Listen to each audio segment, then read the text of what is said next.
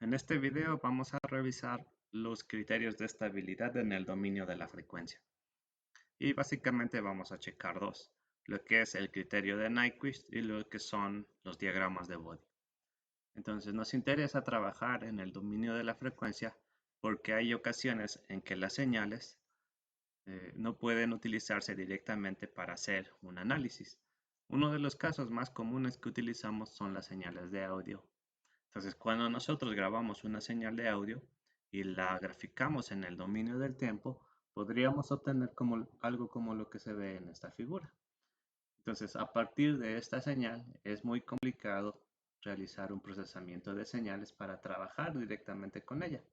Sin embargo, si nosotros lo llevamos al dominio de la frecuencia, es decir, si a esto le aplicamos la transformada de Fourier y obtenemos su comportamiento de frecuencia, podemos darnos cuenta de que el resultado sería esta figura, nos ayuda a determinar las componentes fundamentales en frecuencia que estarían dadas por este pico de esa señal. Y entonces, a partir de estas cantidades que nosotros podemos conocer en frecuencia, podemos hacer un procesamiento de señales que nos ayude a trabajar con la señal directamente en la frecuencia. Esto mismo ocurre en sistemas de control. Entonces nosotros podemos hacer un barrido en frecuencia desde 0 hasta infinito, luego desde infinito hasta menos infinito y regresar hasta 0 para determinar la estabilidad de nuestro sistema. Y para ello podemos utilizar el criterio de Nyquist. Entonces, básicamente el criterio de Nyquist me ayuda a determinar si mi sistema en lazo cerrado tiene polos fuera del círculo unitario, es decir, si es un sistema inestable. Y si esto se cumple, me ayuda a decir cuántos polos existen fuera del círculo unitario. Y como ya hemos visto, pues nosotros lo hacemos a partir del polinomio característico dado por esta expresión, que si nosotros tenemos este sistema, entonces mi función de transferencia es g por h. Y si tenemos un sistema en lazo cerrado, pero sin acción de control, mi función de transferencia sería g sobre 1 más g por h.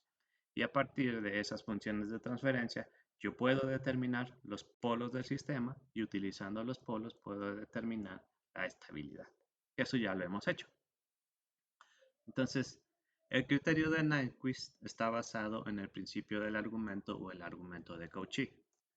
Entonces, si ustedes recuerdan, el argumento de Cauchy, básicamente, si teníamos un punto en el plano S, vamos a trabajar para este ejemplo en el plano S, yo podría representarlo y tener su equivalente en el plano W.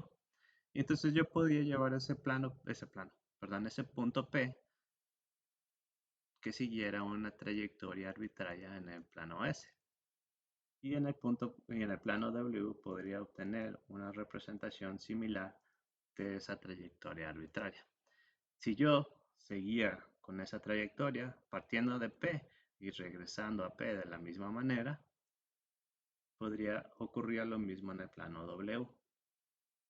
Y esto es lo que se conoce como un contorno. Un contorno, y si hay un punto arbitrario dentro del contorno, digamos que aquí hay un punto, también había un punto en el plano W, y esto generalmente se conocía como un encierro.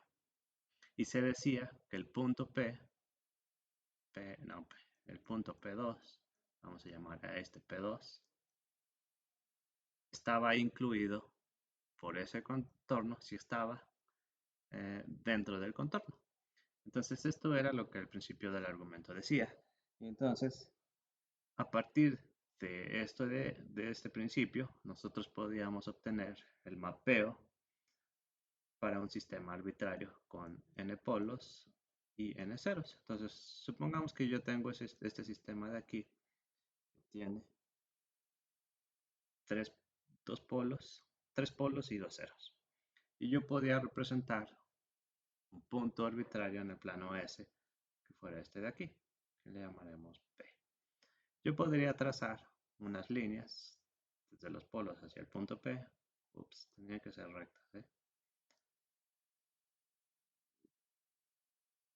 Y entonces, a partir de ese punto, yo podía obtener su representación en el plano W para su magnitud y su ángulo. Entonces, este punto resultaría en un fasor que estaría representando en el plano W por el fasor, donde su fase o su ángulo sería la sumatoria de los ángulos de los ceros menos la sumatoria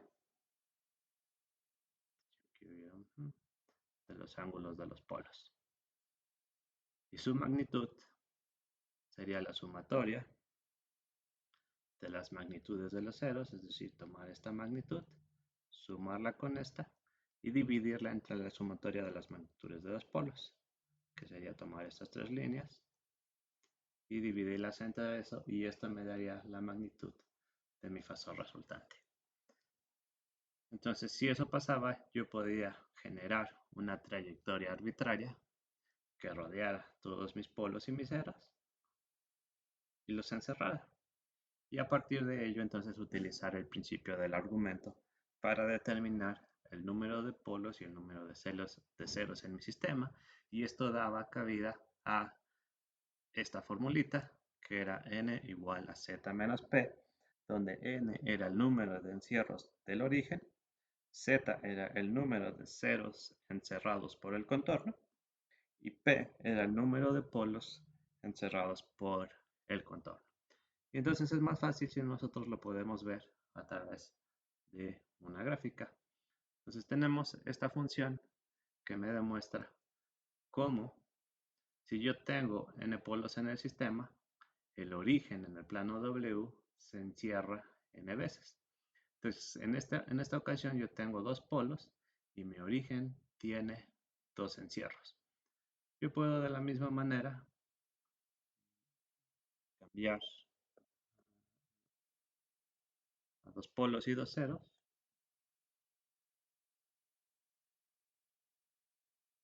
Entonces lo podemos ver aquí.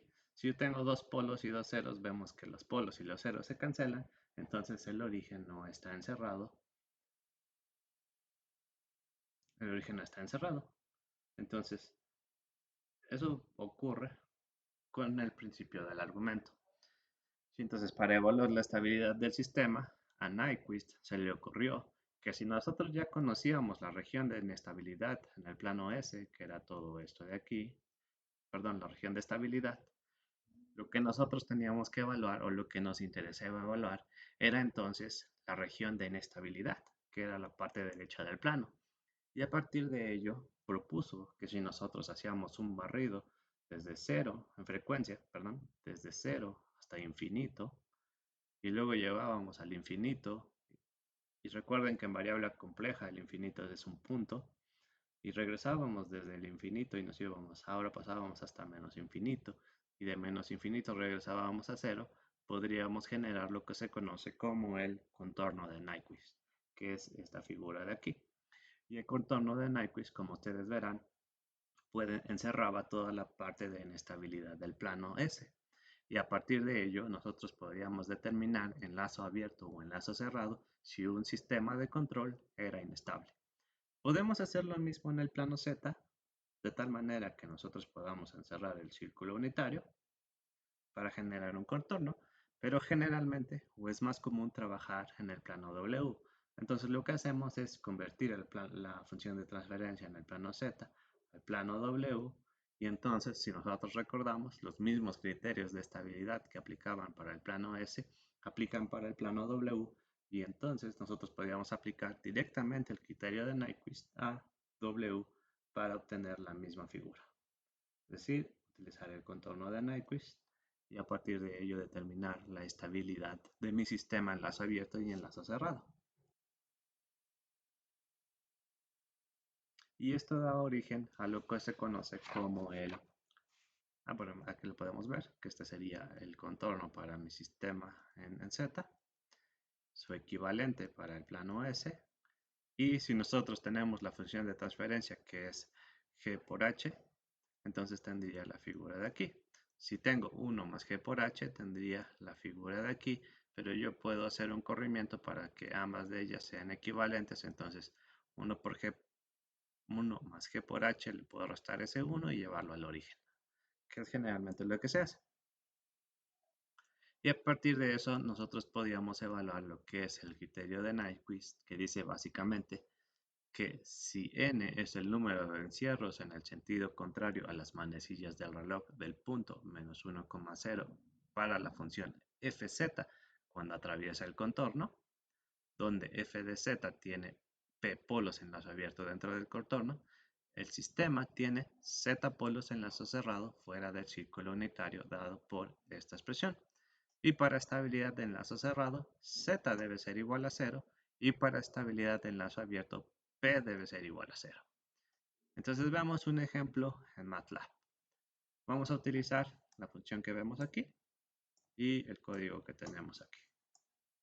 Entonces si yo me voy a MATLAB, yo ya hice este ejemplito y podemos, a partir de la función que tenemos, podemos determinar el numerador, podemos determinar el denominador, obtener mi función de transferencia en tiempo discreto y a partir de ella obtener la gráfica de Nyquist. Entonces, si yo corro ese programa, este sería mi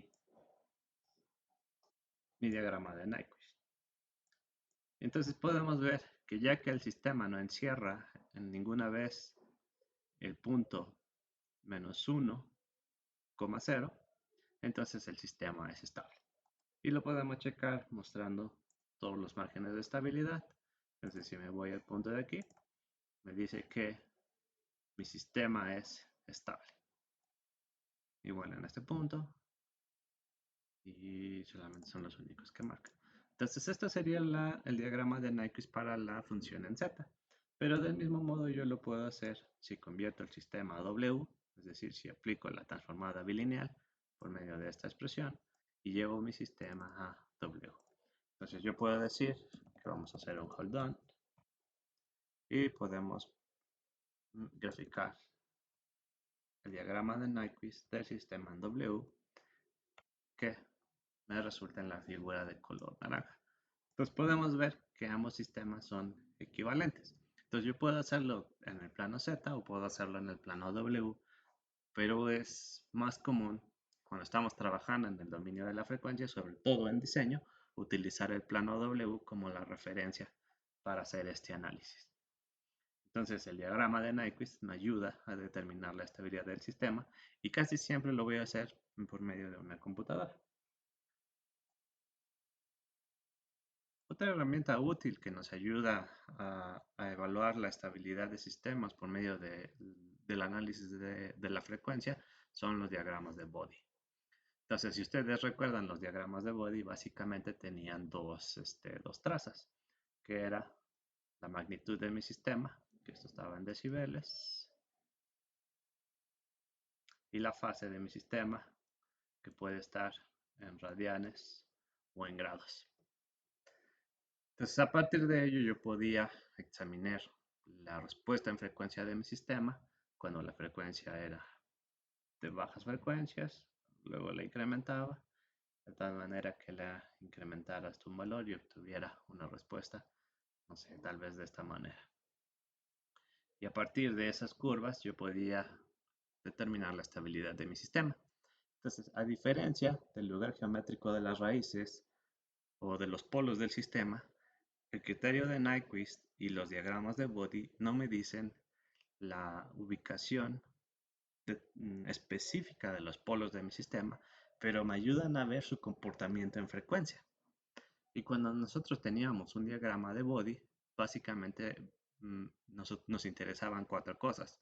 Lo que era la ganancia de fase, la ganancia de margen, el punto de cruce por cero y la caída de mi sistema, es decir, el slope, ¿cómo se puede traducir? La pendiente de la caída de mi sistema, que tendría que ser más o menos con 20 decibeles por decado para que un sistema fuera estable.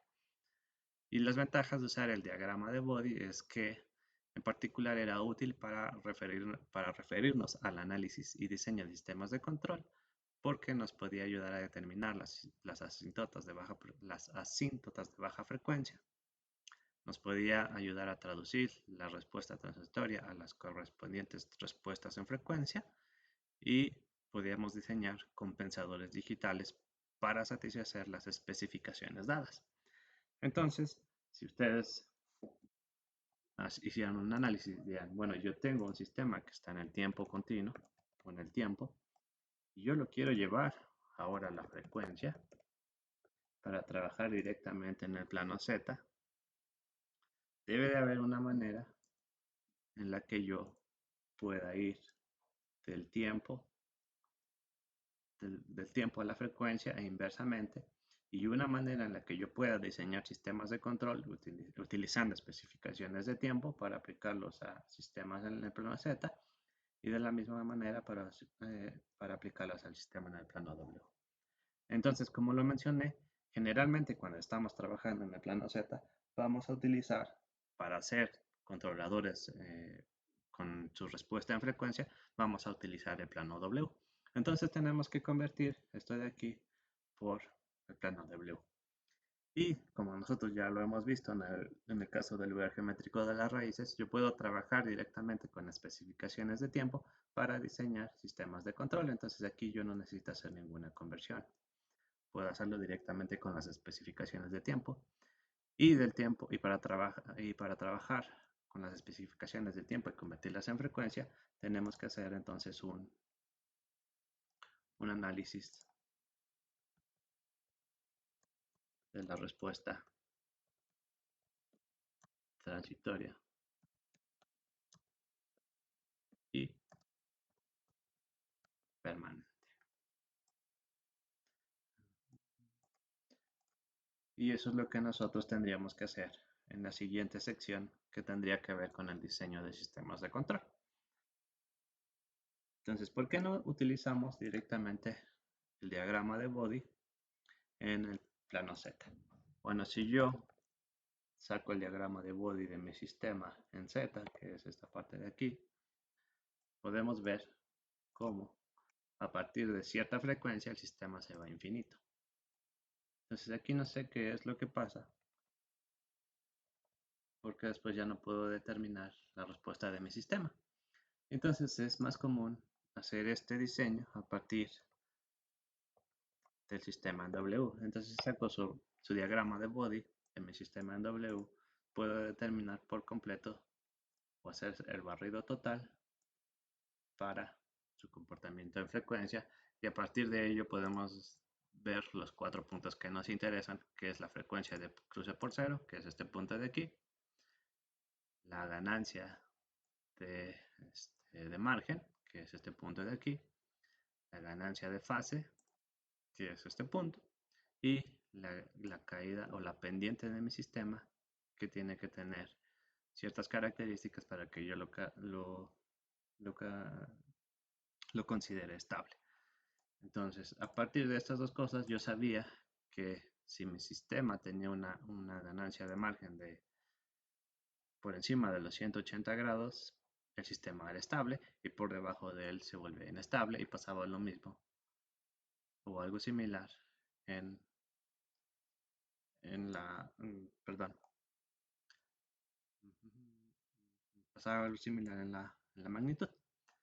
Entonces, utilizando los diagramas de Body, yo puedo evaluar la estabilidad del sistema, pero no puedo determinar exactamente el punto o los polos del sistema para que sea estable. Sin embargo, me van a ayudar más adelante para diseñar sistemas de control.